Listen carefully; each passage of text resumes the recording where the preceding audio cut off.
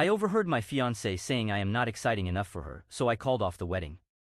I, a 29-year-old male, understand this may seem like an overreaction on my part, but my mind has been spinning ever since this happened. I have been engaged to my fiancée, a 28-year-old female, for a few months now. We had dated for just shy of 2 years prior to that. It would be cliché to say everything was going perfectly, but for the most part, it was going well. My family really liked her, which was also great. I have never been the type to think too much about how I am viewed as a partner, but all of that changed recently. I overheard her on the phone telling her friend that if she wanted to find the one, excitement was not important. She said that I was not exciting, but I made her feel safe, and that was when she realized she wanted to settle down with me. This hit me hard. I have read posts like this before, the type of story where she dates bad boys and then settles for a safe guy. But I do not think that is what she meant. The next day, I told her directly that I had overheard her talking about me and that I did not understand what she meant by not finding me exciting. She told me it was true that she did not find me exciting, but that it did not matter. I honestly felt very hurt. Maybe my ego is fragile, but it was a surprise to me because I felt like the way I see myself in my mind was colliding with how she sees me, and it left me confused. I asked her what she meant by not finding me exciting, and she did not seem to know how to explain. She could see I was upset and, as pathetic as it sounds, I made up an excuse to leave and told her we would talk about it later. Since then, my mind has been in turmoil. I ride motorcycles, I have tattoos, I go to the gym, I do martial arts as a hobby, so how could I not be exciting? I have always seen myself as that exciting guy. My ex-girlfriend was basically obsessed with me and constantly made it clear that she found me exciting. But for some reason, my fiancé does not see me in the same way. I was shocked because I felt like my sense of identity was crumbling.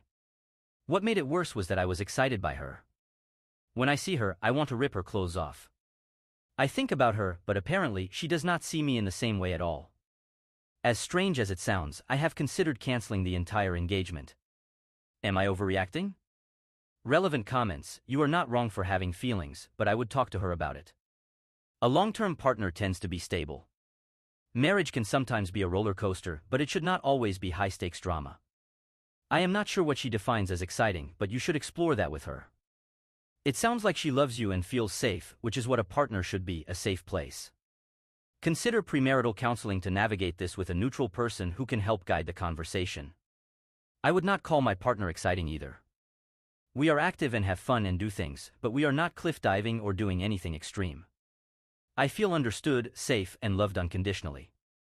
I enjoy and look forward to spending time with them, and in my opinion, that is exciting. I agree that you need to explore this more, as it is likely a miscommunication in the definition of excitement. I know this is a common situation, but couples counseling and a pause on wedding planning might help. Counseling is exactly for communication issues like this. Update: the past few days have been an emotional roller coaster. I received many perspectives from both men and women. Female commenters tended to say that being seen as safe is a great compliment, while male commenters suggested I should reconsider the relationship. It has been interesting to see how men and women view things differently. I finally talked to my fiancée about what she meant. She seemed nervous and knew she had upset me. I was nervous too because it is hard when your sense of identity is shaken. Finding out you are not seen the way you think you are is a tough feeling, and it made me feel fragile in the truest sense. I began by telling her I was really hurt by her comment because I had always believed I was the exciting guy for her. I told her that, in my mind, I was the person who made her heart race. I had to brace myself and ask again what she meant when she said I was not exciting. She looked like she wanted to cry because she probably sensed that I was upset. She told me she did not want to hurt my feelings, but that I made her feel very safe and secure. However, I did not give her the same thrills that her exes used to. That really hurt, but I was still confused. She was being vague, and it was not clear what she meant. I had to ask her again what she meant by thrills, and she started crying and apologizing. She tried to hug me, but I walked out again. I decided to spend some time alone and went to a nearby lake to clear my head. This helped me realize some difficult truths about myself. What I realized was that I had been lying to myself. Another commenter had pointed out something I did not want to admit: I am more into her than she is into me. I did not mention this in my first post, but she never initiates intimacy. Not once. With my exes, they always initiated. My fiancée is so beautiful that I sometimes wonder how I managed to be with her. But that was the problem: because I was so attracted to her, I sought her approval. I know that sounds pathetic, but I ignored red flags, such as her lack of initiative and intimacy, thinking that if I stayed with her, she would eventually come to feel the same way about me. Here is the real issue. I thought proposing to her would change things and make her love me more. I have been with women who were madly in love with me, and my fiancée does not behave like them. In addition to never initiating intimacy, she rarely compliments me. It was always one-sided. This led me to wonder why she was with me. I think she saw me as someone who could provide stability. Maybe she thought my exterior, tattoos, motorcycles, martial arts, was a facade. Maybe she was partly right.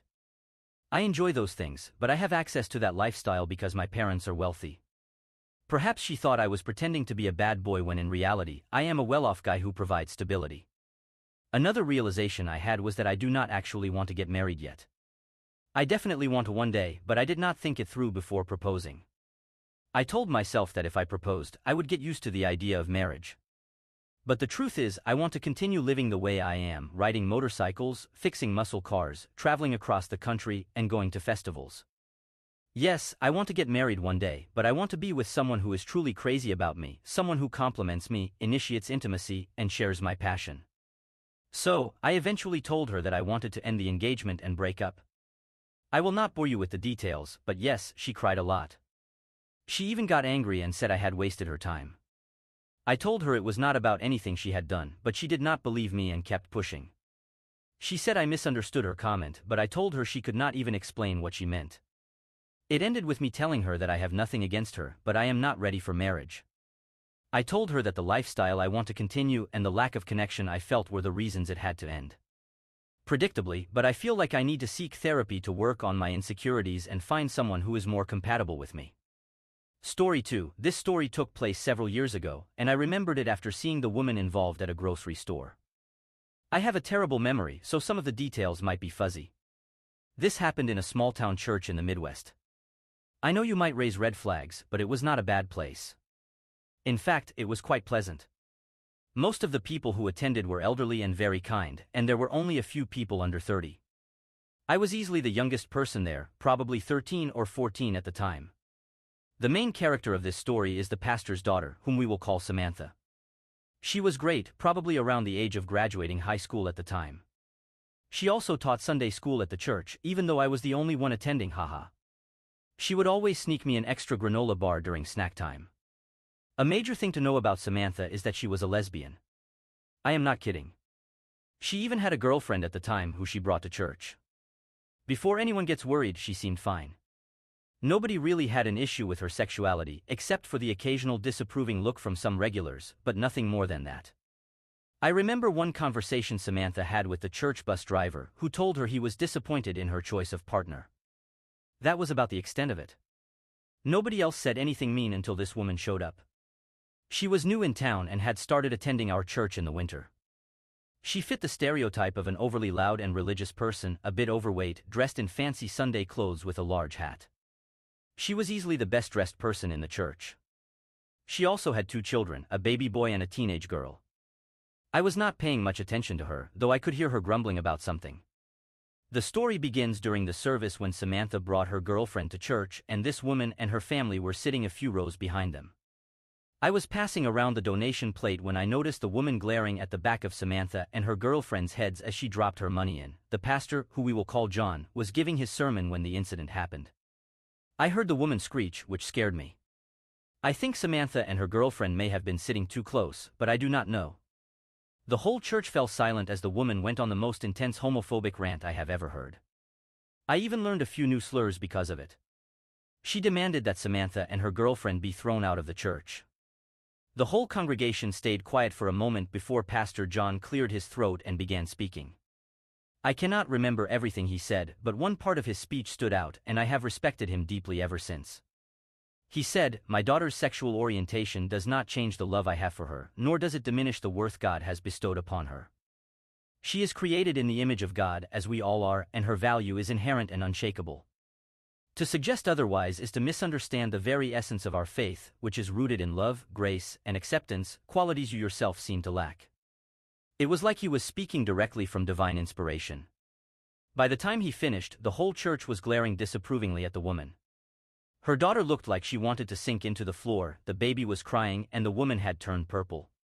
She screamed something about the church being a false temple and how we were all going to hell for defending this so-called sin, before storming out. I could hear her tires screech as she sped out of the parking lot. After that, the rest of the church warmed up to Samantha and her girlfriend. I distinctly remember an elderly couple asking them questions about LGBTQ issues a few weeks later. Story 3. I am a 28-year-old man, and I have been dating my girlfriend Tabitha, 26, for about 8 months. I am overweight, and while I am not always confident about it, I have come to terms with my body over the years. Tabitha is slim and very into fitness, but when we first started dating, she seemed to accept me for who I am. However, over time, she started making constant jokes and comments about my weight. At first, it was subtle, like maybe you should skip dessert tonight, or imagine how great you would look if you just lost a little weight. She even started joking around our friends, calling me her project or her future gym buddy.